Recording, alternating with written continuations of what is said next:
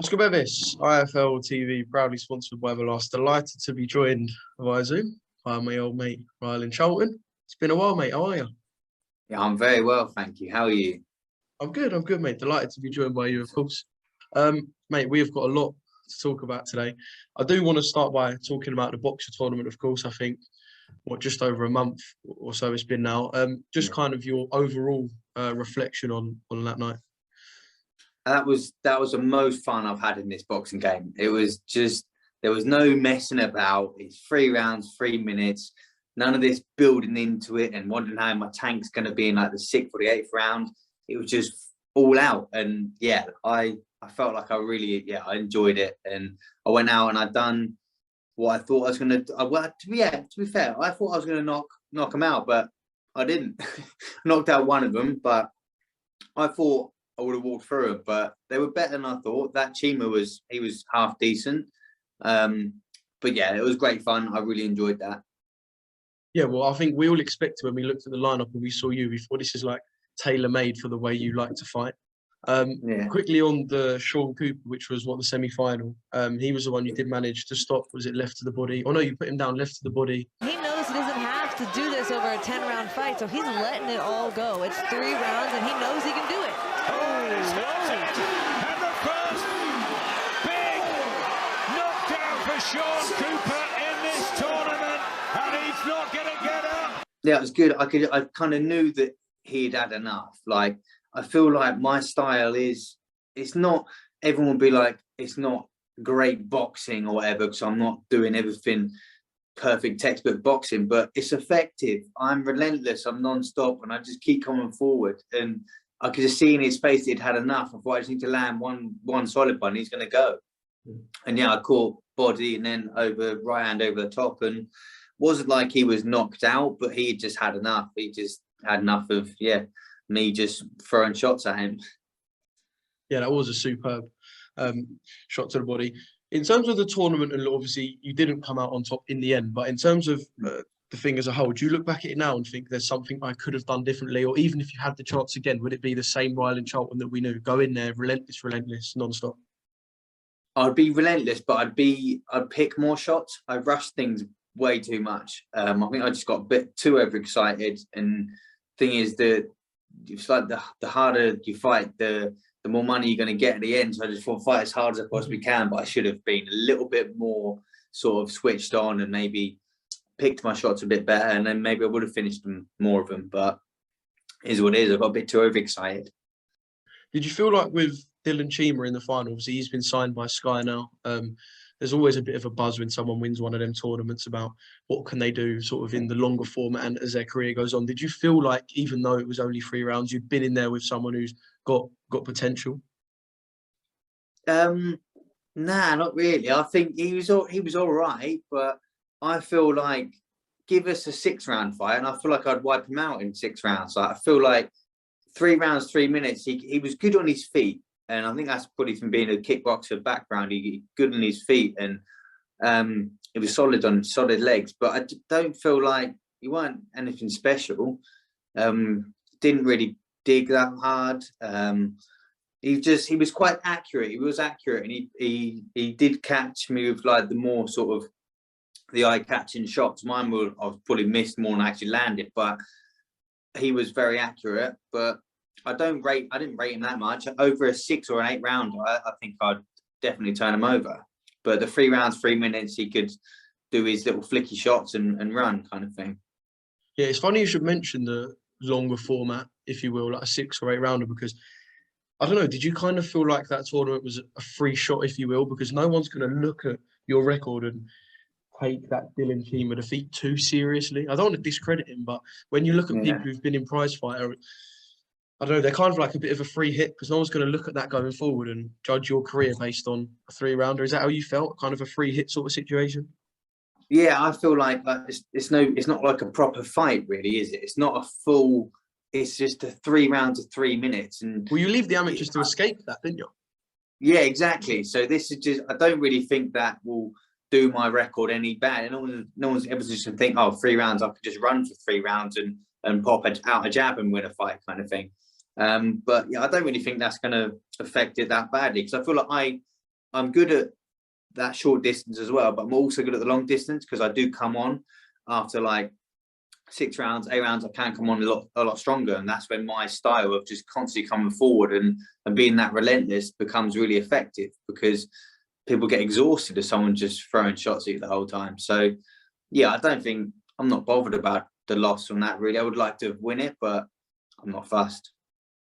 Well, it is going to be back to the longer formats, the real fights from now on, if you will. I know that there was interest of the Azim fight talking to your manager, Dan, and then it kind of all went a little bit silent. There was no offers. And then a Sky article comes out and just says there's interest about you and Azim. It was kind of no offers, but now the fight is potential for the summer. I don't know. What from your side can you tell us about that? Yeah, so I think it was mentioned straight after the box tournament. It was mentioned about us potentially fighting, and I was like, yeah, I could go for that. And then it all went completely quiet, and next minute it comes up on the Sky News and stuff saying that we're gonna have a big fight in the summer. And I was thinking, it's the first I've heard of it. Like, nothing's been negotiated. I don't know whether they're just trying to use my name, the old pint-sized powerhouse. They want to just use my name, but not offer the fight. I don't really get it. It's all completely quiet now. So I don't really know what's happening with that situation. I'm not like I've got a big name, but like you said, I've got a bit of a name out there, and everyone knows that I'm kind of the exciting fighter. And I mean, this Adam seems he's half decent. I rate him, but I'd always rate myself against him, kind of thing. I'd definitely want the fight. That's no fight I wouldn't shy away from. But I think, I think because I'm up for it and I've said, yeah, let's go for it, they're also probably thinking, oh, maybe we won't go there, because he's still early on in his career. He's only had 3 or 4 fights, so it could be too early for him. So I don't know if they've decided, yeah, maybe not. But I feel like my mindset in this game now is I've got nothing to lose in this game. I want to have as much fun as possible. I've got a couple of losses on my record, but I'll happily fight anyone, because I've always got that punching power that I could land the one. And so I could say I'm losing, say, sort of 6 rounds out of an 8-round fight, and then I land that one in the 8th round and I floor them. So I'm always going to be a dangerous option for someone to choose. But yeah, I just don't know. Maybe they were just using my name a little bit to hype it up, to see how much hype they got. And yeah, now they've gone quiet. Well, we know he's fighting soon in Coventry. We'll talk about that in a second. You've already sparred, I believe, wasn't it, the start of this year? You 2 sparred? Yeah, we did. Yeah, we did have a spar. Yeah, it was all right. He's. I did think he was half decent and speedy and stuff. And yeah, we had a good spar. But I feel like sparring, I don't know if I perform that great sparring. I feel like I do all right, but I do better when I'm in front of a whole crowd or whatever on a big platform. I love it. Like, you get more of a buzz from it. Because there's more of an element of danger as well. Like, if you make a mistake, you're going to get hurt with smaller gloves and in front of an audience. Yeah, and it's more embarrassing. No one wants to get ironed out on TV. So I feel like, yeah, I really switch on when I'm boxing, having a proper fight. But yeah, I want them to come back with some sort of offer. They should really.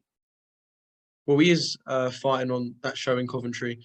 Could it be potential that you have a warm-up fight maybe on a Sky card and then you meet afterwards?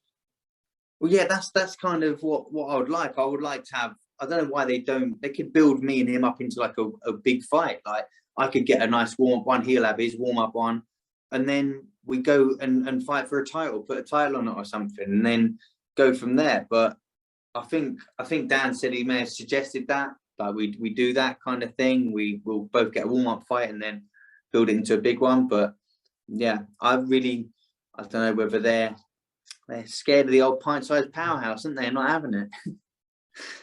Has your mindset kind of changed? Because I remember when we spoke, let's say after Joe Laws, and you were saying about wanting to get titles, etc. Has your mindset kind of changed in terms of trying to go down a set path and build gradually maybe to, now if there's money and there's financials or something that's big and interesting, I'll just take it?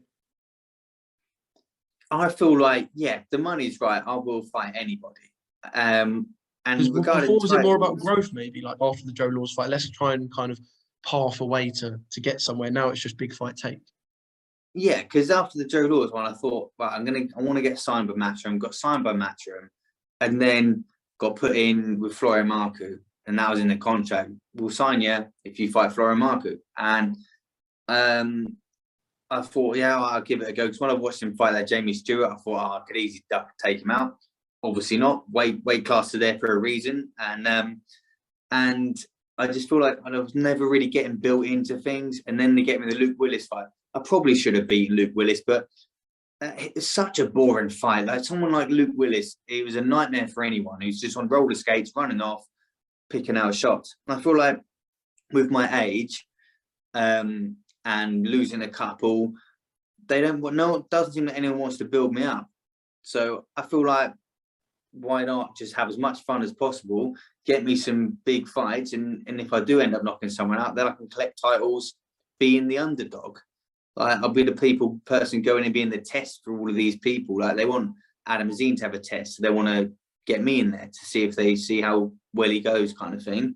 And then that's the way I'm happy to pick up titles, doing it that way. I don't really feel like I need to build anything. I'm just happy to, if the money's right, then I'll be fighting.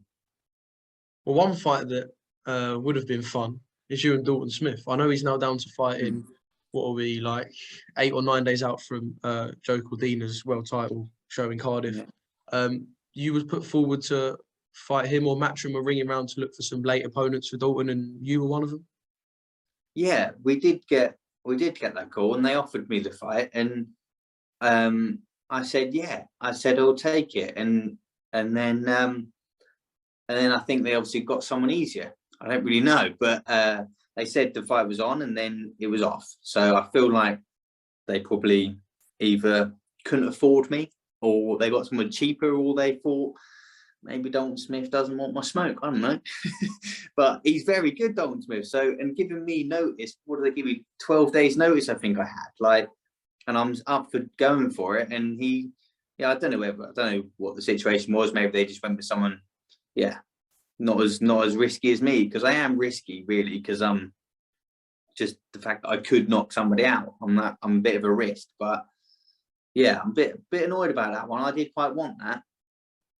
Do you think it's a bit more of a fight than, perhaps a little bit bigger than a fight of 12 days notice? I'm not sitting here saying it's, one of the biggest domestic fights you can have, but is it a bit bigger than a 12 days notice fight, do you think?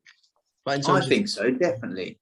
Yeah, they could definitely build that into a big fight for sure, and put a title on it or something. I feel like I've got a name, he's got a name, and I'm never going to come in a fight to just be the stepping stone. I'll come in the fight to be the upset and upset the situation. Like, it could be built into a bigger fight, but I don't really know I don't know what their plans are with him, but he's very good. I don't know why he wouldn't want to have a crack at me, because he's beaten someone with a name. I don't really know who he's boxed. I don't think he's boxed anyone that's got a name, is he?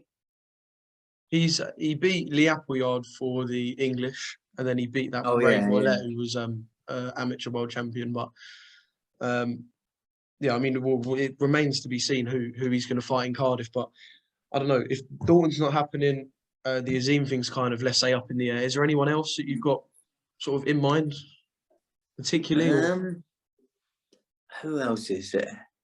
I don't really know. I'm not that great at my boxing. I don't really follow it that much. I just like to do it. I get the feeling that Dan texts you a name and you're just like, fuck it, yeah. Yeah, we'll go with that one. Yeah, if the money's right and it'll be entertaining, it's on a big platform, I'm 100% there. So yeah, anybody really. Welcome, Team Everlast, to the Team Everlast Fitness app.